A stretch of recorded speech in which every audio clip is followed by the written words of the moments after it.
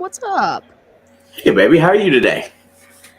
I'm doing all right. Just hanging out on this cold and kind of crappy weathered Friday, and yeah. So what's up, chat? How's it going? Nice to see you all. We've got Leo, Nathan, Mickey, Crafty. I don't think I missed anybody, but welcome. I can't believe we're here in this position today. We have finally finished the regular season. I say finally, like it's been an ongoing thing, but really it feels like it's been like what, maybe like 4 weeks. Like you blink and it was over. And but we have made it to the postseason. We've had a lot of ups and downs. And before we get into these games, and I know I should have talked to you about this before I just sprung it on you, but I kind of wanted to like take a minute for both of us to kind of like reflect on both of our teams' regular seasons and how we're feeling going into the playoffs since we both are there. And yeah, I just wanted to see if you wanted to share some words on your Bengals, and then I'll share some on the Chiefs and just take a couple minutes for that. Quick summarize. Let's see. I felt that they made a lot of preseason mistakes, not practicing them team one at all together, and that reflected in the first 2 weeks of losses. It took them a little while to get it together. I just watched the first game at Baltimore today, and I could see that offensive line still hadn't gelled yet. Then there was a stretch of really great, top-notch football all the way through, and then the injury bug late and a few other things, and we're kind of slipping back, a little bit from where we were at, but still playing good football. The defense has been pretty much on time all year. Next man up. When Chidobe Awuzie went out, it was Cam Taylor-Britt, and then when Hendrickson went down, it was Joseph Osai. So our defense feels deep. Our offense feels sketchy at times, like we can only play a half a game. But I hope that the defense is going to do what it did last year and carry us at least to an AFC championship.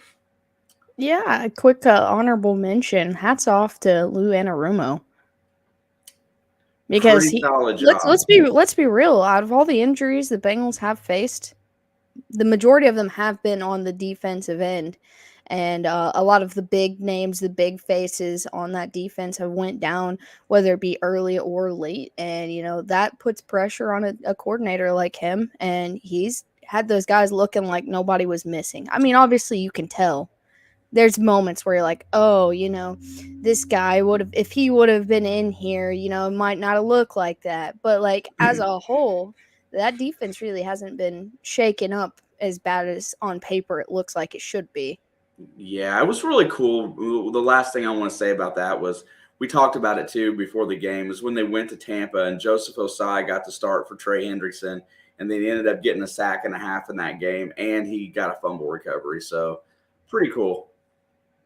Yeah, I mean, pretty successful season for the Bengals. I know it's not over yet, but everybody jumps straight to the postseason, and yeah, that's what's on their minds. But as fans, we just spent 18 weeks just pouring our heart and soul out, hoping our teams get to the playoffs, and that goes beyond just us. But I felt like appropriate for us to kind of reflect before we get into the crunch time.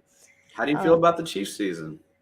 I actually am feeling way better than I thought. I never had any doubts in Andy Reid and Patrick Mahomes. I have more doubts in the defense than anything, but let's be honest. Patrick Mahomes hasn't had a top 10 defense in his career in the NFL, and so, well, in his career, I saw his defense in Texas Tech too, and so I'm proud of those guys. They lost some big names on the defense, but they used their draft. That I'm going to start there. I'm so happy with how our draft turned out. I feel like there wasn't one guy in all 7 rounds that we drafted that I'm like, wow, we shouldn't have drafted that. And they're still lingering on Sky Moore, but that's just because he hasn't got to play at his full potential yet. I think that will come. But yeah, I'm very proud of this team. We ended the season with 14 wins. and it's hard to win 14 games in a conference like the one that we're in. They and the 3 losses we had were all by a combined of 10 points. 3 to the Bengals, 4 to the Bengals. No, 3 to the Bengals, 3 to the Colts, and 4 to the Bills. So I can't even be mad about that. Less than a Um, touchdown. Hey, can I get you to address one thing that I heard just the other day? Uh, Maybe. the possibility of one way or the other at the end of this season, Eric Bieniemy moving on, Matt Nagy moving into the offensive coordinator, and Cliff Kingsbury coming back to who mentored Patrick Mahomes at Texas Tech to be the QB coach. Heard it twice. That might be a conversation for another day because I have a lot to say about that. A lot of good and a lot of bad. But on my season, I'm proud of this defense. They're not a top 3 defense by any means. Like, they're not even a top 5. They might still not be a top 10 defense, but they look a heck of a lot better than they have in the last couple years. And I just wanted to say that, at the beginning of the season, in preseason, in July, when we were sitting here talking about everything, I had to listen to hours and hours of the Chiefs won't even be the third best team in their division. They lost Tyreek Hill, and I had to get over that too because Tyreek Hill was a member of the team that I love, and so I was sad about that. I was sad about the way he acted about that. And I had faith in this team, but I wasn't sure what they would look like. You don't know until you see it. But we had six guys make the Pro Bowl, and a couple of those guys I didn't agree with over other ones. But we had a guy, our second round, or our second year player, Nick Bolton, set the franchise record of solo tackles this season. And there was just a lot of good to take away from it. And I did want to take this time to like kind of praise our teams a little bit because if you get on social media and search either of our teams right now, all you're gonna see is toxic. Like it's so bad, and it's disheartening because like at the end of the day, I love the Chiefs. At the end of the day, I love the Bengals. And at the end of the day, I love the Bills. I love these squads. Like I truly do. And these guys in here might not know that, but like if you go back to before we started this channel, do you remember how much I talked about Josh Allen and this Bills team? And Oh yeah. we debated it. You were like, I don't know. I don't know. I was like, I don't know. He might not be the greatest player of all time, but I love this team. I love what they're doing. And then they went and got Stephon Diggs and took another step forward. And so, I love these teams. I hate the negativity. And, all 3 teams have accomplished a lot this season. Yeah, the one thing that, when we were talking about that, to give everybody a little bit of a backstory, I would sit in here on Sunday evening after the 4 o'clock game was over. I would call her on the telephone and we would sit and talk about the first 8 or 10 games of the day. And we would sit and we would debate stuff like this. And one of the main topics of conversation was Josh Allen, how I felt like he was going to take longer to develop because of how inaccurate he was coming out of college, and she pretty much put me in my place saying that it wasn't going to take 4 years to develop him. But that's where a lot of the ideas that we had, we just at that time just thought, hey, what if we just have these conversations with each other in front of people and see what happens? Yeah, I mean, I love yeah, I have a hard time hating these guys. Like I have a hard time hating the AFC in general. I've always loved the AFC, and yeah, we have to talk about the NFC because they're half of the league. But what the guys in the AFC accomplished to get to the playoffs, no matter what their seeding is, it wasn't easy because you've got Patrick Mahomes, you've got Josh Allen, Lamar Jackson, even though he's not playing in the playoffs, you've got Joe Burrow, you've got Trevor Lawrence up and coming, you've got Justin Herbert who's trying to make that same leap as Burrow, like, and I'm not taking away from the NFC, but we've got a first round rookie or the Mr. Irrelevant in the playoffs at Brock Purdy, and then you've obviously got Tom Brady, but you've got Geno Smith and Kirk Cousins. Like it is as hard as it was for those guys like Tom Brady to get to the playoffs. I just feel like the competition wasn't as much as it was on the AFC conference. And so Yeah, there's a lot of good to be said about all these teams that are in it feels like the AFC has all the elite quarterbacks and elite potential offenses, and it feels like the NFC has all the elite defenses, and just decent quarterback play. Yeah, 100%. I think in the next couple years the NFC will get stronger again as time goes on, but right now I feel like, and I'm going to make this statement right before we get into the playoffs. No matter what teams go to the Super Bowl, the AFC will come home with the Lombardi. We've lost it 2 years in a row now. We're going to bring it back to our conference. It's going to happen. I just don't. There's only maybe 2 teams that I think are powerful enough in the NFC playoffs to possibly do it, but I still think no matter what, even if it's not my team, the AFC will come home with the Lombardi. I agree with that. Oh, Leo's saying no, but he wants them Niners to win. We'll talk about the Niners. We'll get to them. Actually, that's who we'll be talking about first. And I have good things and bad things to say about all 14 teams. It's specifically 12 teams going into today. What's up, sister?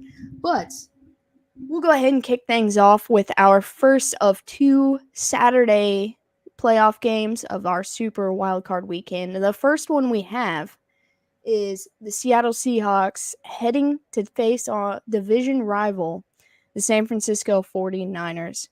We've got Geno Smith versus Brock Purdy, the number 1 defense versus a very bad defense, explosive offense versus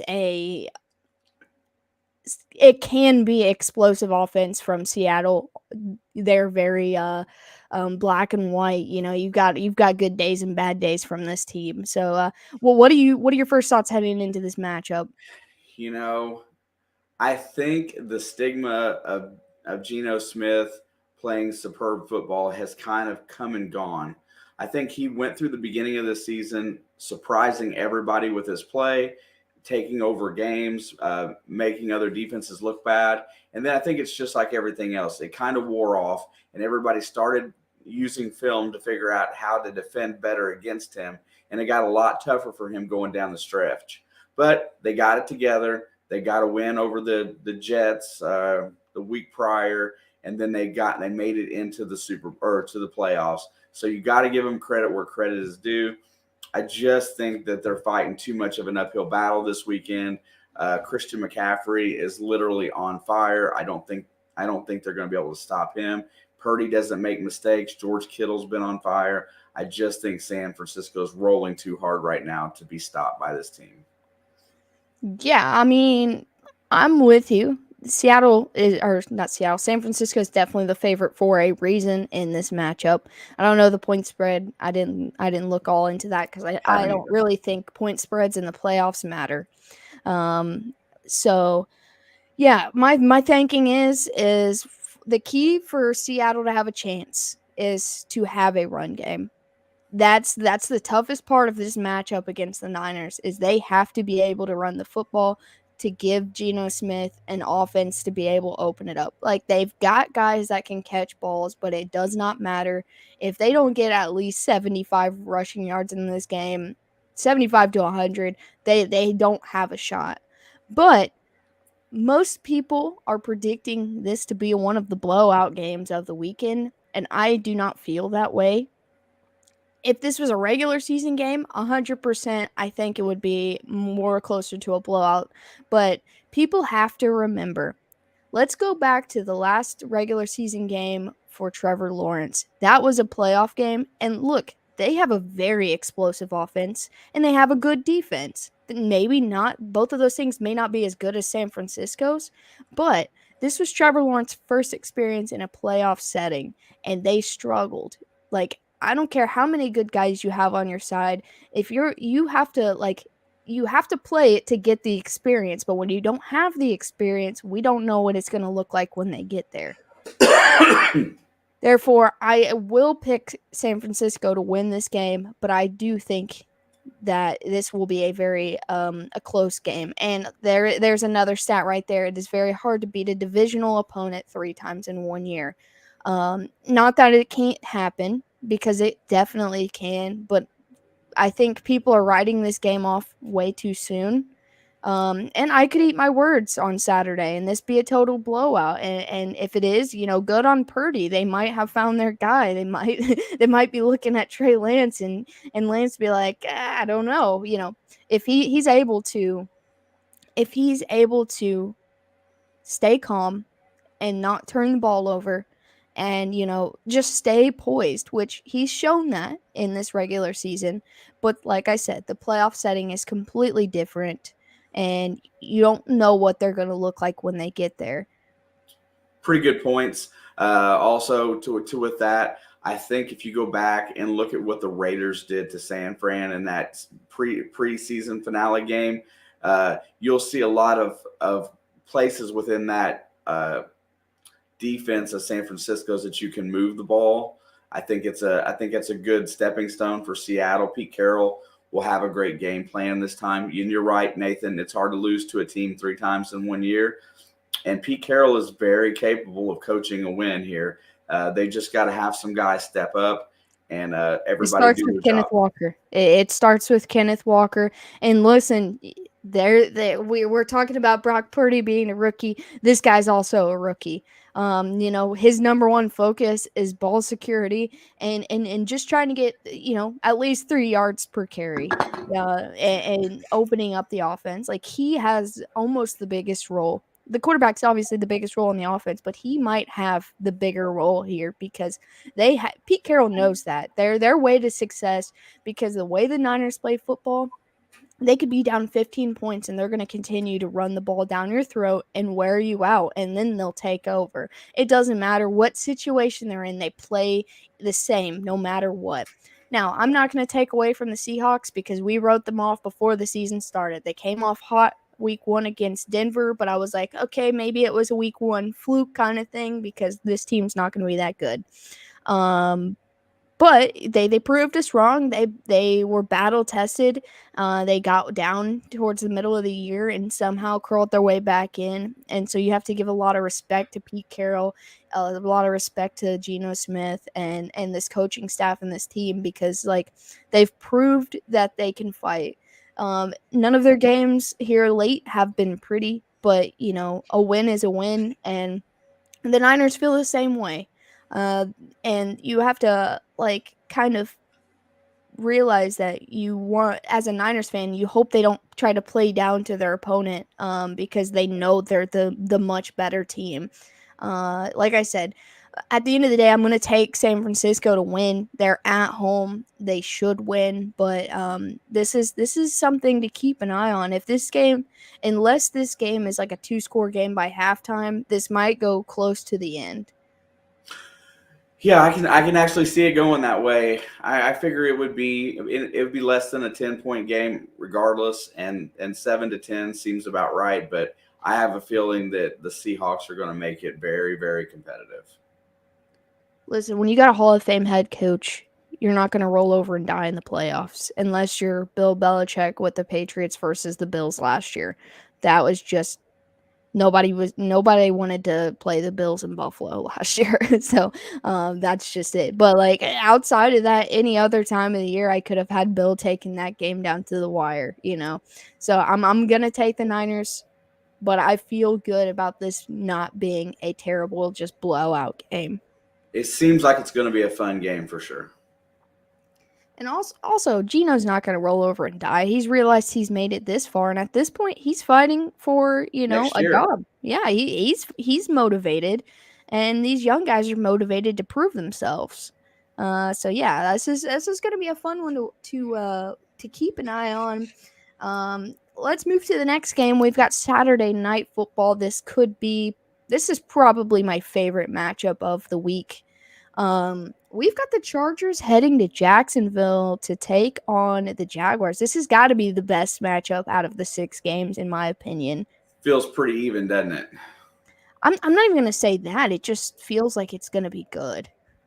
Yeah, I think with the up and coming quarterback play, Trevor Lawrence being in the exact same position that the Bengals were in last year, coming in with his defense on the rise, helping him out a little bit more, not having to carry so much of the weight, being able to play.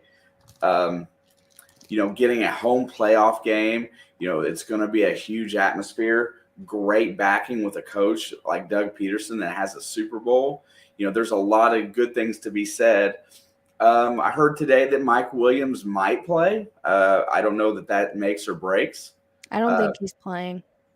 well, I know they downgraded him, but Staley left it that it's possible. We'll leave it at that. Honestly, this is the one and only time I'm gonna just kind of hate on Staley for a minute. I'm gonna try to stay positive with all of these head coaches in the playoffs, but this Mike Williams injury could have been prevented. Once Cincinnati beat Baltimore, they had nothing to play for last week. Yes. Yeah, I mean, honestly, once that game ended, which was before their game, they had nothing to play for. But I did sit here in our predictions and stuff last week and tell you that I think he's going to try to play to win either way. And he did. He is an aggressive head coach, and you've got to respect that in some aspects. But like I said, this injury could have been prevented. Yeah, I guess Crafty says that he read that he was declared out. So there you go. We'll take that as it. And that really wasn't going to bear in mind. I feel I like think that was a huge loss. Mike Williams has been, when healthy, an absolute stud on the he's field. so big on the field. He plays even bigger than he is. He's I like T. Higgins as a tight end, so bigger. it's just he's just out there. He goes up and gets everything. I really think the Chargers are going to be able to compete in this game, though. I really do. Um, but I just feel like at the end of the day that something's going to go wrong for Justin Herbert and his team, and they're gonna do something dumb, or they're going to go for it in a situation that they don't need to. And I feel like that's going to give Jacksonville the edge to win this game. I'm going to give them the win at home this week. I feel like congratulations are in order for a great season. Doug Peterson's done a great job. I think this is the icing on their cake. It might be as far as they make it, but this will be their Super Bowl. As much as I don't want to, I am gonna disagree with you. Uh, and it's not disagreeing with you because I don't agree. Because I agree that either team have an equal shot to win this game more than any matchup this weekend. Um, but something is telling me, look, there's no experience in the playoffs for both sides here. Terms of players, terms of quarterbacks, you know. Um, I don't trust the Chargers one bit. I never have, and I didn't trust them to make the playoffs, but the fact that they did, and they did it not on the last week of the season, the last game they played to win and get in. Like, they had it locked up early. I kind of have a little bit of faith in Justin Herbert. I don't have faith so much in the decision making of Brandon Staley, but the inexperience showed last week on Jacksonville. Now their defense saved them in that game, and got that last second touchdown, the defensive score, that gave them the win over the Titans. Yes, that you can chalk that up to a playoff game, or you can chalk that up to um, a divisional matchup. But this isn't a divisional matchup, and we've seen Herbert a Herbert-led team versus a rookie QB or a young QB, and we've seen him shine. We've seen him have hard losses, but I think this guy can motivate this team to play well because Justin Herbert is like a down hard definition of a football player. He is a football guy. He doesn't know anything about the stats or what guys need for. He said at the end of the day, we just want to win. We don't care how we do it. Like, he is a true football guy, and this is probably a dream come true for both of these quarterbacks. But I'm gonna take the a little bit more veteranship of the Chargers to beat the Jags. Not that I want them to. I want the Jags to win because I don't want the chance of having to play the Chargers in the divisional round. But I think the Chargers are going to win this matchup. Unless Staley makes a crazy, stupid fourth down call at the end of the game that changes everything. I felt the same way you did earlier this week, and then I slowly changed my mind. And I've been back and forth like over and over again. Like the Jags are gonna win. No, the Chargers are gonna win. The Jags are gonna win. I just, you know, Trevor Lawrence, he's never lost a game on a Saturday in his whole life, but he also never lost a game until he got to the NFL. And yeah, Urban Meyer was his coach. That was terrible. And he had a rough rookie campaign, but you know, Justin Herbert wasn't supposed to play his rookie campaign, and week 2 he finds out 5 minutes before a game and gets thrown in there. And even that Justin Herbert, I think had a better first year going into the league, and you know I think he's developed into a heck of a ball player. He just has not had a lot of help due to injury over the entire season, including an injury to himself. But listen, I love Justin Herbert. I like the potential of Trevor Lawrence, but I'm gonna go with the guy that I know more about. And you know, like I don't trust the Chargers, but I trust Herbert over Lawrence in this situation. cool. But that's really a coin flip game. I almost coin flipped all 6 games before we got in here and was just gonna ride with whatever happened and not tell you. But I didn't do that. I really was going to, Listen, because that's how I feel, honestly. here's the best part about this. These are the playoffs. You can make an argument for every other team in these games. You can make the argument for the other team. I I could have can made a for great. every matchup this week, and even the ones that everyone's like, no way. I can make a reasonable argument for every 12 team in here. Yeah, but you can say Herbert's going to choke hardcore, but Lawrence can choke just as easily. I know you're a Clemson guy. I know you love Trevor Lawrence, but this situation, they're equals right now. But Herbert just has more NFL experience than Lawrence. That's the only reason. I think this game will be the highest scoring game of the weekend.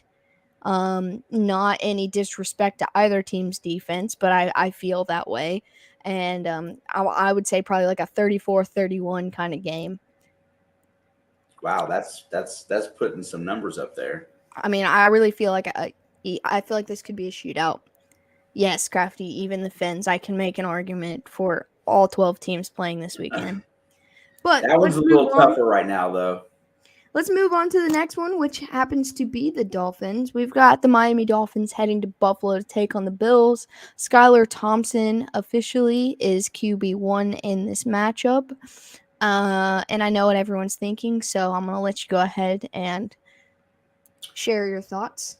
Yeah, Crafty. This one is the one that's the hardest to Miami, make a Miami, a run for success on this one for the Dolphins. But let's see. No, you got Skylar Thompson, which he's going to be a good quarterback. I think. I think he's really going to be okay.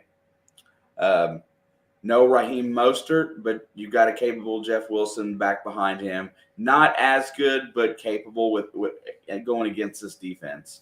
Uh, the wide receiving core is amazing. You know what? If you can get, there were about the point that they were talking about trying to develop a game plan for Miami was, they're just going to bubble screen and they're going to do this the whole game. But you know what? The one thing that Tua really lit up on with this particular offense was quick wide receiver slants getting into the middle of the field. And if Skylar Thompson can make those throws, this offense has a chance against the Buffalo defense. I really believe that they've got an opportunity to score some points. The defense is still a little suspect in Miami. I don't think they have enough horses to keep up with what Buffalo is going to put up on this game. I really think this 13.5 points is on the spread. That's the only one I saw today, is pretty about where it should be. I'm not sure that Buffalo covers that, but I still think Buffalo wins fairly easily at home. Yeah, Mostert's so out, I'm pretty sure. yeah, I mean I'm right there with you. Buffalo's got some guys coming back. I don't really know about the overall health of the Dolphins other than, the few guys you've already talked Eichenberg is about. out too on the offensive line. Yeah, and so this Buffalo defense is a nightmare. They are. And we saw what they did to a divisional opponent last year in the playoffs. It was like 45 to like 7 or something stupid against New England. Yeah, Buffalo 100% should win this game, and for more than one reason. There's probably at least 15 reasons I could probably sit and name why Buffalo should win this game. And I think they will. But the thing is we have to take a look. Skylar Thompson, obviously not great, is a rookie. Um, but we have to take a look at the positives and the negatives of what we've seen from him so far. He did almost beat Minnesota earlier in the year, and everyone, talks about how Minnesota's this top dog. Look, they're not better than Buffalo. I don't care what the Minnesota and Buffalo game look like. They're not better than Buffalo. It's just a fact. They're not even a top 3 team in the playoffs right now, in my opinion. But I don't think this is the one game that has the potential to be the biggest blowout in my opinion. And I'm not saying it will, I'm not saying it won't. But I know that guys like Tyreek Hill and Jalen Waddle are playmakers. They show up when it matters, and this Buffalo secondary is getting healthier, but not at 100%. One of the big issues that we do have to talk about is the Josh Allen red zone turnovers. He's been doing that a lot as of late, and there's another quarterback that we're gonna have the same conversation with in a few. But I think as long as the Buffalo plays a responsible, taking care of the football kind of game, doesn't try to get too cute, I guess. They have a 98% chance to win this game. I'm not going to say 100 because anything can happen always. But like a very high percent chance. Like you said, the short passes to Hill and Waddle, guys with speed, have picked apart defenses all season long. Win or lose, it's still effective if they can get it out quickly and on time and where it needs to be. Jeff Wilson Jr. has been very admirable with San Francisco and with Miami. It's going to be hard to go toe to toe with Buffalo. But if Buffalo plays this game that they play and they, go up, say 14-0 or 14-3, and they do the thing that they always do and choose not to run the football and not to drain the clock, they're going to let Miami into this game. And it might not be enough to win, but they're gonna let them in there. And this is where they make every year, in my opinion, make the same mistakes every season, every game, honestly, that they have an admirable lead. And I hate that about them. They're a good football team, but they've got formidable running backs. Okay, they've got Hines, they've got Singletary, and they've got James Cook. Just use those guys. Run the football. And Miami, I think they need to run the football. They can run the football on this Buffalo defense. It is a tough defense, but they're able to do it as long as they don't abandon it too early. If they abandon it early, and this game will be the Buffalo will cover the spread in this game. It's just going to happen. But I'm going to take Buffalo to win here. I think if the Dolphins game plan correctly, they have a shot to make this game interesting. Win, not so much. It's possible, but not so much. But at least make this game interesting. At least Buffalo give Buffalo a little bit of a run. And I think the coaching difference is really the biggest issue with starting a rookie QB. I would trust McDermott to start a rookie QB here before McDaniels, who's a first-year head coach. And that there's a lot of flaws, a lot of negative to Miami. Will I be rooting for Miami this weekend? Yeah, I will. One, I want to play the Chargers in the divisional, and two, I don't want to have to play at a neutral site, which will be in Atlanta if we had to play against Buffalo with the potential. I don't want to hear anybody get upset about it because they're not saying that this is going to happen. They're just saying that this is, if it gets to the where they have to play a neutral site, that's where it will be. I don't want to have to travel. I just want Buffalo to go home. They're a good team. I respect them. I love them, but I'm rooting for Miami to get the dub, even though we all know how that goes. With you. I stick with you on that. All right. And that was the first Sunday game, by the way. Second Sunday game is the next NFC matchup. We've got the New York Giants headed to the bank to take on the Minnesota Vikings. Yeah. So Dayball rests all his starters last week. He wanted everybody not to get hurt. He did probably the What the right Chargers thing. should have done. What the Chargers should have did. He went to Philadelphia and competed in that game with his backups. They played very well. They came back on Jalen Hurts. Jalen Hurts. I never heard of that Webb kid before. Yeah, he did a decent job after he got acclimated. So guess what? All your substitutes got some valuable experience in a playoff atmosphere like Philadelphia in a game that they wanted to win. Now you're going to go back to face a team that beat you on a last-second 61-yard field goal. Lots of things in that first meeting that could have went the other way.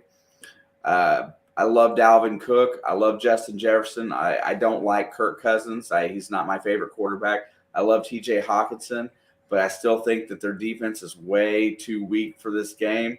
And I think the Giants' defense is going to step up, and I'm going to take the G-Men on the road to get the first playoff upset of the weekend. I'm right there with you.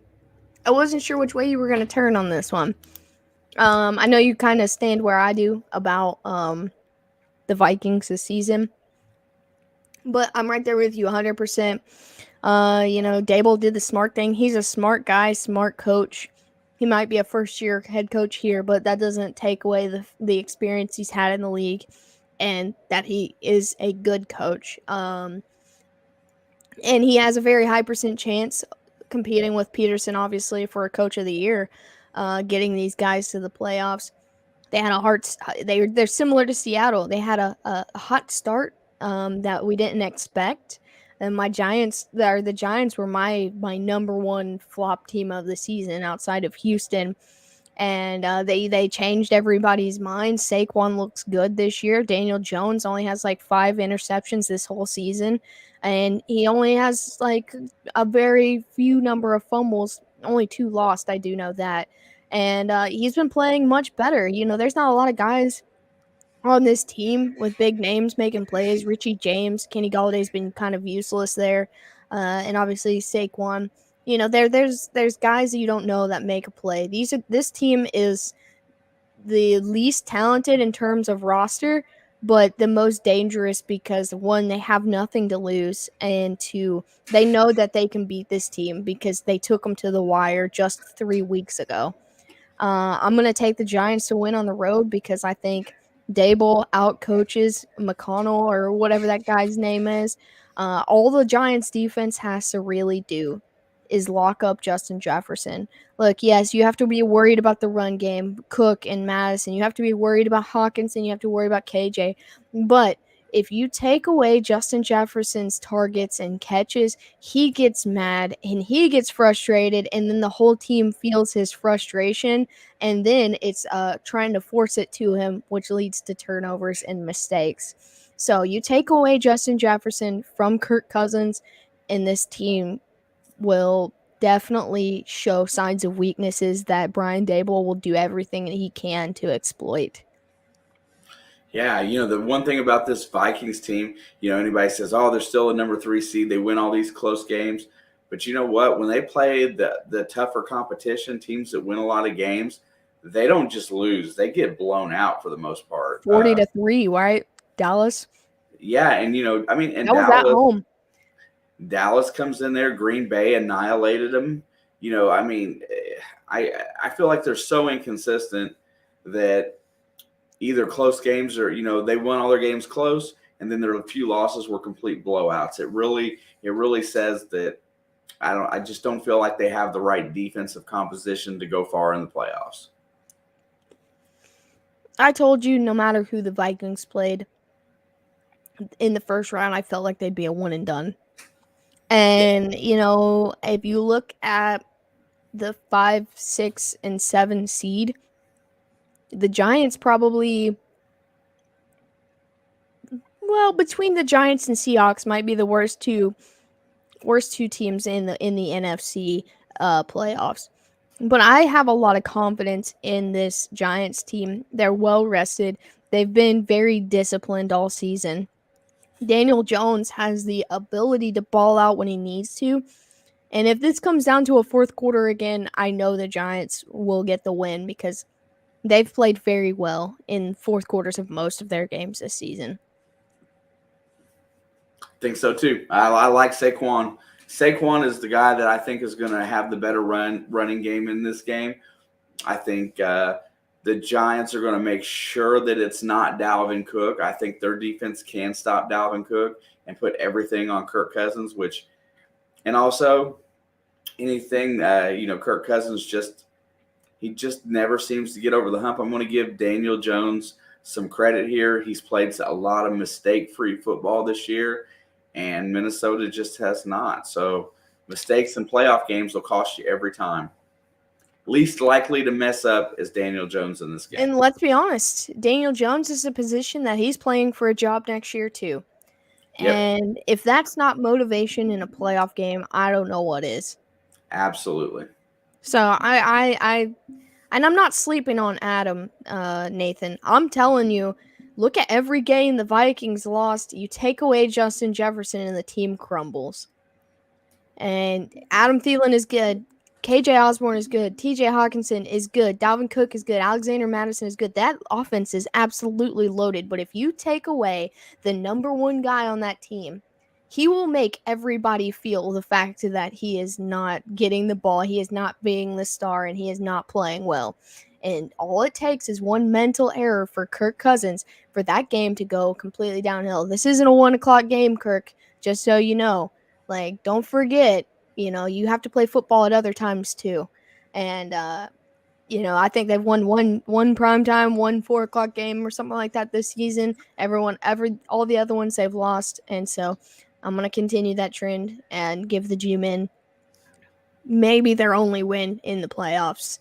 But a win is a win, and that's huge for their organization right now.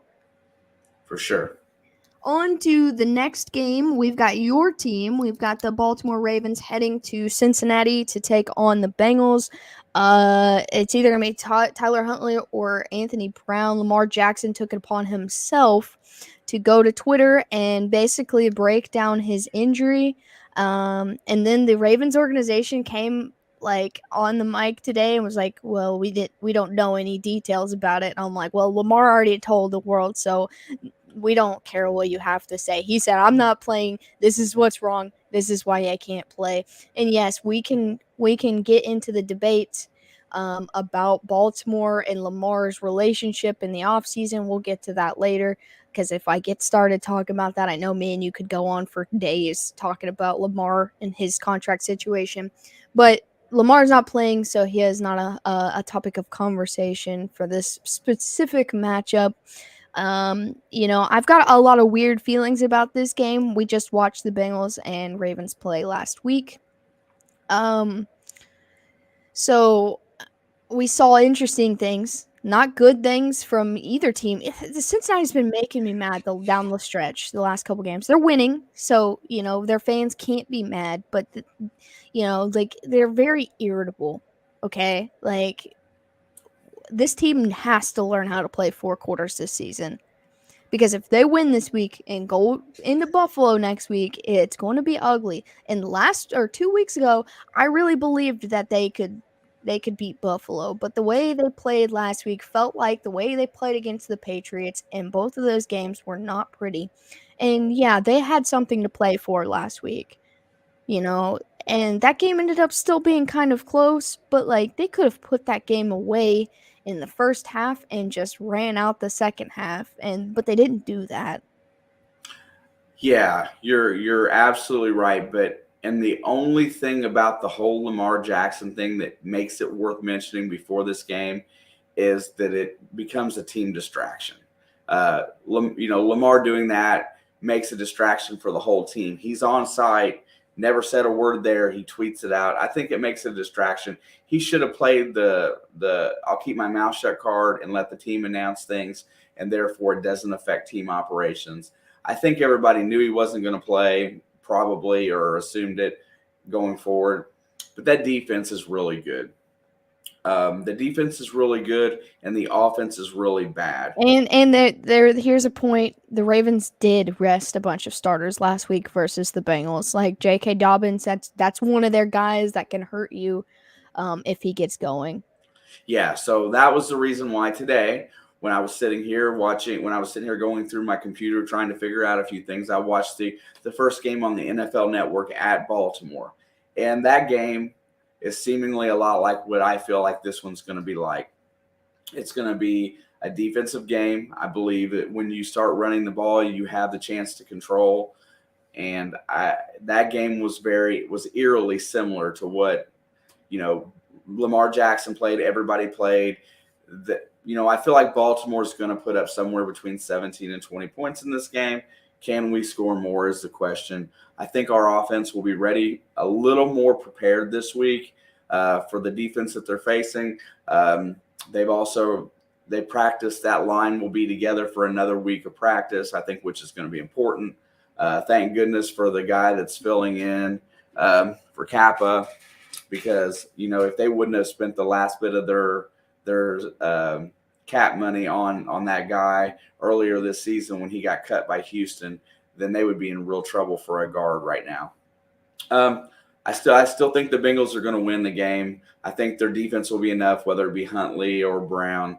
And give me another one. I'm just going to mirror the score. I'm going to say 27-16. I'm going to say final score, no matter who wins, even if my prediction is incorrect, will be 24-21. I really feel like both teams will put up 20 points, even as bad as offensively as Baltimore looks. A lot. Their points per game went down tremendously when Lamar went out. But this is a playoff setting. We know Harbaughs are good at choking in the big moments, so I really don't anticipate them winning this game. But if there is an upset, I keep the score the same, 24-21. Do I think Cincinnati can beat them? Yes, by a mile. They are the better team. Right here, though, this is what I'm afraid of. That this could be a trap game. They could get overconfident. They just played them last week. The end of that game got super chippy and ugly. The players were trying to fight, and now they're gonna have to play each other in the same place just 1 week later. There's a lot of uncertainty for me in this game as a football fan, because I like this Bengals squad, but like I said, the last couple of weeks have been really irritating, and I was hoping, shout out to DeMar Hamlin doing better, but I was hoping in that Monday night game that they played, that game was going to fix my mindset on the Bengals, because I had really been skewing it, and then we turn around and watch this they looked good starting off against Buffalo, and then watching this Baltimore game. Yeah, it's a divisional game, but I don't feel good about it. I trust Joe Burrow. I trust this offense. I just don't think I don't want them to think like, oh, this is a win, okay? Like this game's over before it starts. It's a win. Because last week they kind of felt that way, and it was a lot closer than it needed to be. And so this is really going to put a test to Zach Taylor. I'm not even going to say Lou Anarumo. He's done a great job all season long. But I really tested Zach Taylor in this, and some of the young guys and Joe Burrow, and to come together mentally, to stay mentally prepared. I know that guy's all football too, but we've seen him where things bother him on a football field, and it let it affect his play. So I think they should win. Realistically, I think it's going to be like 28-21. Bengals win, but in the chance that this game really gets too chippy early, I'm going to say 24-21, a 3-point game. I'm going to take Cincinnati to win, but this is probably going to be the least pretty game of the week. Let's be honest. I And agree. as exciting as it is to watch the Bengals play football, like there's something in my stomach that's like, even if they win this game, it's just going to be like an ugly, not so fun Sunday night I football I game. have I have more confidence in them going to Buffalo and playing well than I do than them playing well in this game. Yeah, I feel the same way. I really feel the same way.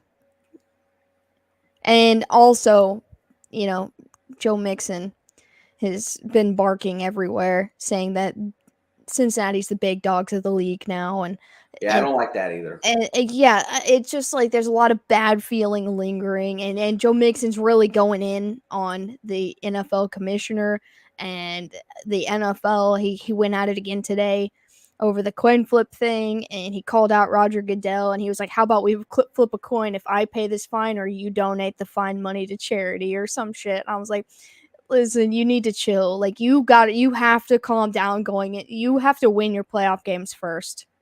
Yeah. You know what? I always say, you know what? I'm not one to trash talk teams. I never really like to do that because I know the second that I trash talk somebody, they're going to come back to bite me in the butt. And I would never trash talk Baltimore because that team is pretty well coached. They're well put together, and they've got most of their pieces are back healthy now. They just don't have a quarterback, and that means a lot. That's the reason why I'm not picking them to win. But if No, Lamar was well, you ready to can't play, pick them to win. That goes against everything you believe. So there's no way, no yeah, matter what, if but Lamar but was you playing or but not. if Lamar was 100% and back ready to play today or this weekend, I would be a lot more worried with I, him in the lineup. honestly, I'm worried just based on how Cincinnati's been playing. Like that's what I'm worried about. But if it came down to 100% Joe Burrow, 100% Lamar, I would still take Joe Burrow because Lamar has yet to prove anything to me in the playoffs. I love their defense against Lamar Jackson. They basically take Mike Hilton and let Mike Hilton track him the whole game.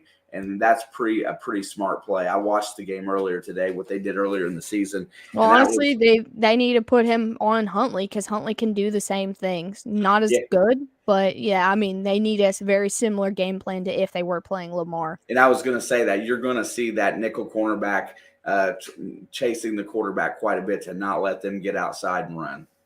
Yeah, that definitely. I mean, Huntley may not be as talented as Lamar, but he is literally a Lamar Jr. Like I'm ready for the Jermaine Pratt versus Mark Andrews. By the way, uh, that guy stepped up against every tight end in the league and done a great job. And it's probably the main reason why our defense is playing so well against teams with great tight ends is we've been able to cover them with linebackers and not had to use corners. Absolutely, yeah, and that, like we said earlier, that's another guy who did not play last week. There was a lot of guys on that offense that did not see any reps last week, just in preparation of this week and making sure they're healthy and all of that. I think it's going to be an interesting matchup. I think it's not going to be a good game, but an interesting matchup. Yep, I'm Um, ready. Let's go. they need to last piece of words, Cincinnati, get your head on straight before you walk into that stadium on They better Sunday. be ready to go. All right, our Monday night football, our final wildcard weekend playoff game. We've got the Dallas Cowboys heading to Tampa with a losing record in the playoffs, hosting a playoff game. Tom Brady taking on the Buccaneers. And what you got to say about this one? Because my stomach hurts thinking about this. So I went back and I scanned. I didn't watch the full game, but I went back and I watched the first game this season. And I watched it and I was like, wow, this looks like another like a game that Tampa can win. Dallas, right there behind Minnesota, is probably the second most inconsistent team out there. Um, they can beat you by 40 or they can lose to the worst team in the NFL. At the end of the day, I thought long and hard about this game, and I'm sitting here trying to figure out what's most important. And when it comes down to me, is that whoever can run the ball, and I have way more confidence in Elliott and Pollard than I ever have in Fournette. And if you take away the run, that, Dallas's defense gets more takeaways than anybody in the NFL, and I don't think without a running game Tampa Bay can win the game. So I'm going to take Dallas on the road. Not happy about it, but I think just based on the facts of where everybody's at, I think that's what I'm going to get. I hope Dallas isn't close in this game, because if they're close in that fourth quarter, if it's less than a score, they'll probably lose. But I'm going to stick with Dak Prescott and the running game of the Cowboys. Oh god, this is like I don't even want to like sit in front of a camera and have this conversation right now because you guys all know me. Okay, I hate the Cowboys. I do, and I hate Tom Brady. And it comes down to who do I hate more, and the answer is still Tom Brady. But God, everything it hurts, man. I don't even want to be here. So looking at the last couple weeks, like 2-3 weeks, um, Dallas has looked bad. They've won a game or two, but they've lost a couple ugly ones, including their game against Washington. They lost like 6-26. Uh, that's ugly. Sam Howell, like, congrats, Sam. You might have earned a starting job next year, because that organization is hot dog water. Probably the But only quarterback that'll be left in the room of the guys that are currently there. yeah. So Dallas has looked bad. Dak's thrown a lot of interceptions. Um, their run game could save them, but their defense has started looking suspect the last couple weeks, and that was a defense like you didn't want to joke around with about 6 weeks ago. Not the Niners defense, but the closest thing to it. You didn't want to mess with that defense, but now they've shown holes, and people have been exploiting that. And if you think Tom Brady, of all people, can't figure out how to exploit a defense that has holes in it right now, yeah, okay, and Tom Brady's 7-0 against the Cowboys in his career. I think it's going to be 8-0 this week because if you look at the last 2 weeks of the regular season, especially last week, Tom Brady has had two of his probably best games in his career. Mike Evans they finally got that connection back and going. Um, they're playing much better. And yeah, Leonard Fournette's had a terrible season, but they've got other guys, Rashad White and Keyshawn Vaughn, and they've got guys that can run the football. Yeah, they need a run game to beat Dallas. They do. And that's what has been struggling. But I think I I can't bet against him right now. Like, it hurts me to say it. I would rather see Tom Brady lose in the divisional round than have to watch the insufferable Cowboy fans talk about their playoff win over Tom Brady. So I'm going to take Brady to get the win. I think they've played more inspired football in the last couple weeks than Dallas has, and it's really about momentum going into the playoffs. It's in Tampa. It's unfair to Dallas that this game is in Tampa. It really is. They're 8-9. Um, but this is the time of the year where you really just don't want to play against Tom Brady. I don't care who you're playing against. Anybody can win or lose in this matchup, but you don't want to do it. And as much as I don't want to say that, but like I've watched it happen almost my entire life. So I know that he's old. I know that I hate him. I still hate him, and I don't even want to cheer for him. But I don't want to listen to Cowboys fans on Tuesday if they win this game. I'd rather see them, chalk it up and cry a little bit, and I'd rather listen to Stephen A. Smith roast them instead of being in there and have to swallow his pride and talk good about them. So yeah, I'm gonna take Tom Brady, who's playing way better in the down the stretch going into the playoffs than I can take the Cowboys, whose defense has not looked promising, and against a Buccaneers offense that's recently come to life. Crafty, I'm going to say no. I think McCarthy's done enough to stay. I think win or lose, McCarthy that he will be gone. They want Sean Payton, man. It's been a big thing. If they lose, definitely. If they win, I was watching Scooter on Tom Grassi's show the other day, and he is the biggest Cowboys fan I've ever seen in my life, and he seems to believe. Well, I have to work every day, Nathan, so I see a lot of Stephen A. Smith every single day, but Yeah, he seems to think win or lose. If they don't make it to the Super Bowl, McCarthy's gone. Yeah, I mean, that's a tough sell. How many times have you in history has a coach gone 13-4 and been kicked out? The first round. Been fired for it though. I mean, that's a seat. Most coaches don't get that kind of a season. Oh yeah, I mean, but let's be fair. I feel the same way about Brandon Staley. If they lose this game, Yeah, but Staley's done a lot of suspect things over the course of his career as a head coach. has McCarthy not done suspect things? He's not just thrown away his team's season though. He did last year in the playoffs. I mean, yeah, I think McCarthy's a much better coach. What do you do for work? I work in a casino, which She I'm watches surrounded by ESPN.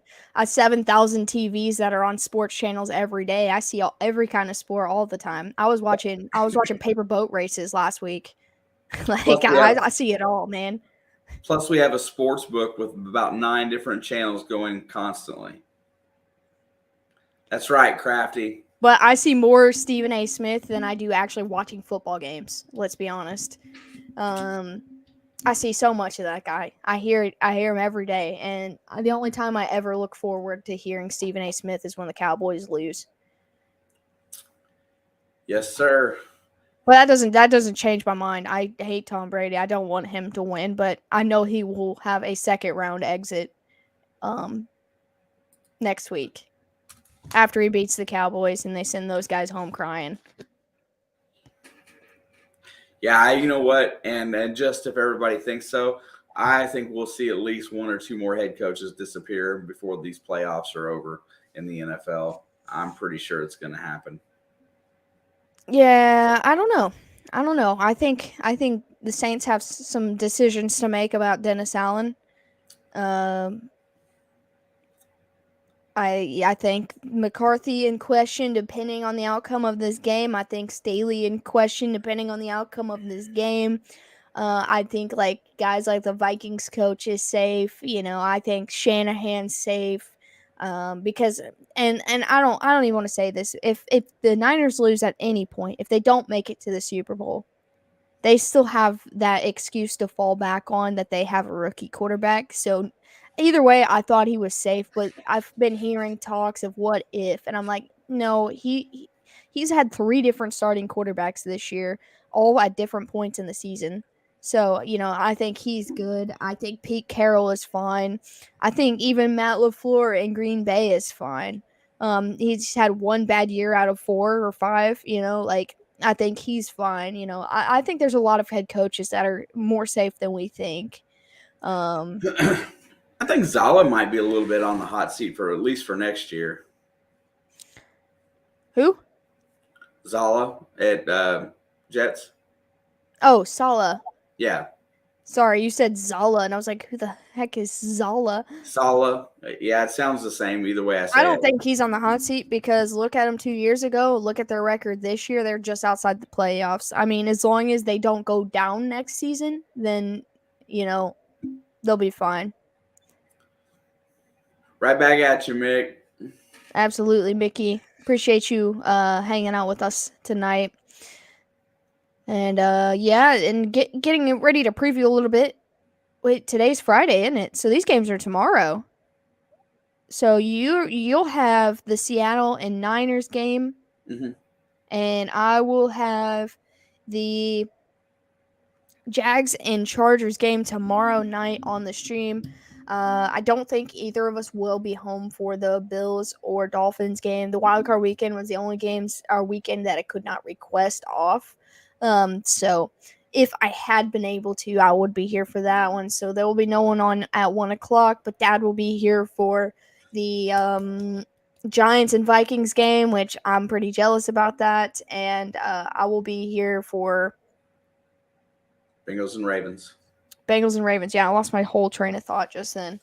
And then I'll be in here for the Cowboys and Bucks game, which I will be insufferable either way on the inside. But yeah, we've got a good slate of weekend. These matchups are kind of meh. I can't do that, Leo. I'm not even allowed to take pictures at the casino, let alone run a camera at all. So I kind of need my job, or else I totally would. Yeah, we got an interesting weekend ahead of us. I don't really love any of these matchups other than the Chargers and Jags. That's the only matchup I truly like. I think the But Minnesota game will be fun. as long as the Giants win, I mean, I still think it'll be fun I either feel like way. I have to eat so many words if the Vikings win that game. Which they should win that game. They're the home team. They're the higher seed. They're supposed to. But like I feel like I'm gonna have to eat so many words because I've been talking smack everywhere about Yeah. that game. I can talk all the smack I want about in the NFC because I don't care about the NFC. I haven't talked any smack in the AFC though. I learned to keep my mouth shut, man. Yeah, it gets tough, because it's really funny because you as a fan feel like that your smack talk may inevitably affect your team when we know that there's no way in the world that actually happens. But you just when to keep your mouth shut. It's kind of fun. Yeah, yeah. My biggest upset of the weekend is Giants over Vikings. And I don't feel like that's an upset, I honestly. mean, it's supposed to be. They're the number 3 seed. They had the potential to be the number 2 seed, but then got blown out by the Packers. Um, but that's supposed to be a big upset. I don't personally feel that way, even though the Giants are a much lesser of a core of a team. I think they're gonna get the upset. It's on paper. It's an upset. An upset's an upset. It don't matter. Um, Do I, they serve crow at the casino? Yeah, Peter. There's a lot of toxic people that serve crow at the casino. dude, I've heard it all, man. I've seriously, for almost 5 years in the casino is too long for me. I've heard enough. I've seen enough, but I love it there at that. Yeah.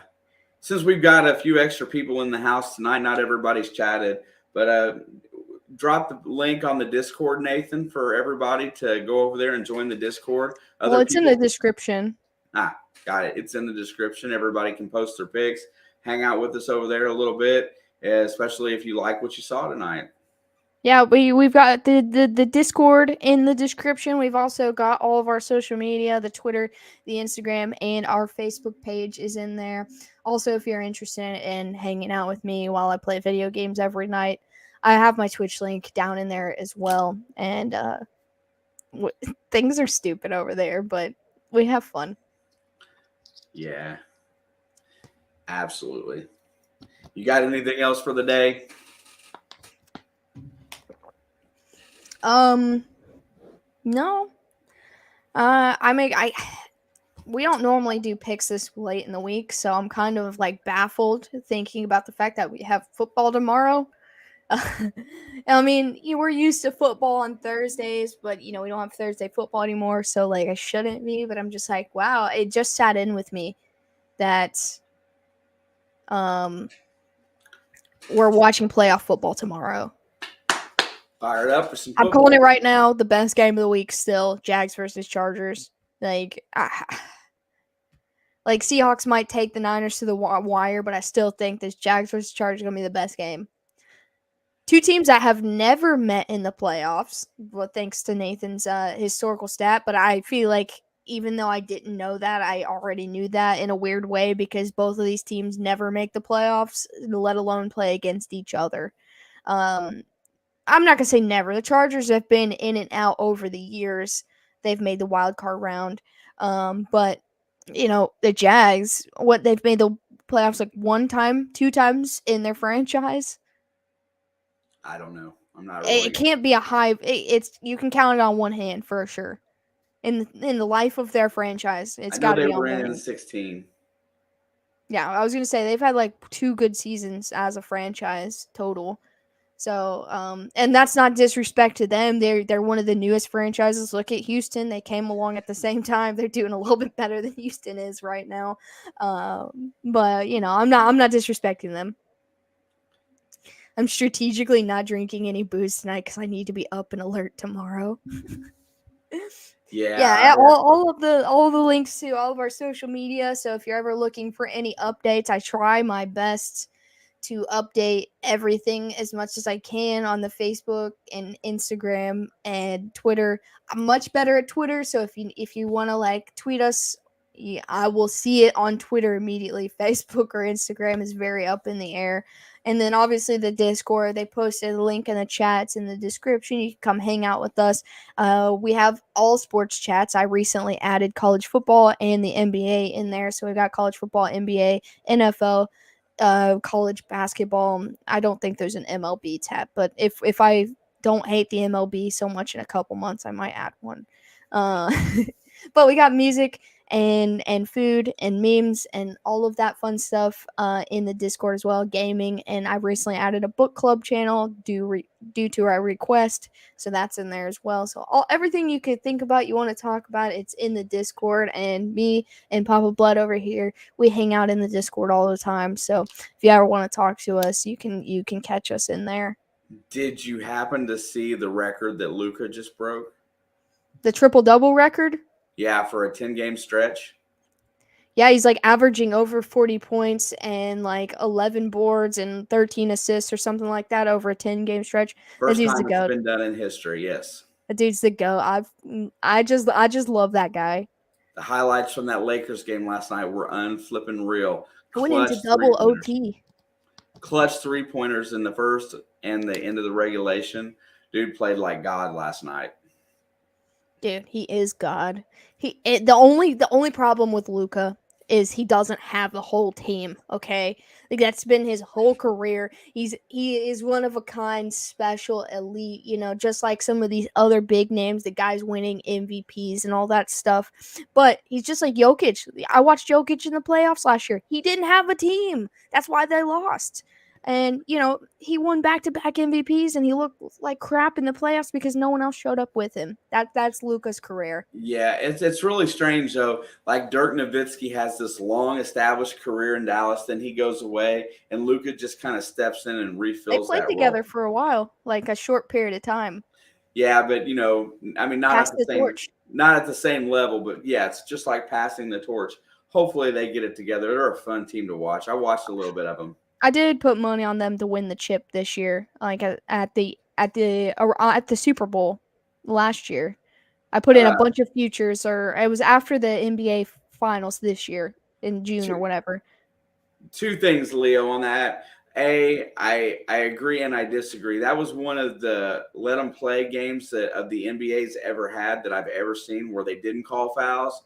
However, I mean that foul on that 3-point shot was on the hand. I feel that the hand is part of the ball. F that. So for the most part, that's kind of a chintzy foul call, especially in a game where they're not calling a lot of fouls.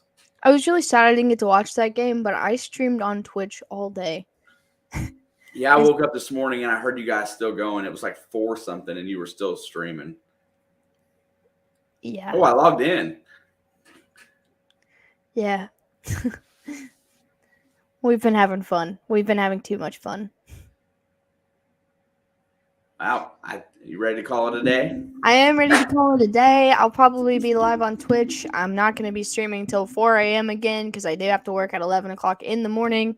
But like I said, if you're new here, hit the like button, hit the subscribe button. If you want to leave a comment after the stream, if you didn't chat and want to leave your predictions, you're more than welcome to do so. Or if you want to head over to our Discord and drop all your predictions in the NFL tab, I know a couple of you guys already have. But anybody else, I appreciate all of you. And on that note, we will see you guys for sure tomorrow for some Super Wildcard Weekend playoff football. Much love, everybody. Have a good night. We will see you then. Want to do some of that foosball?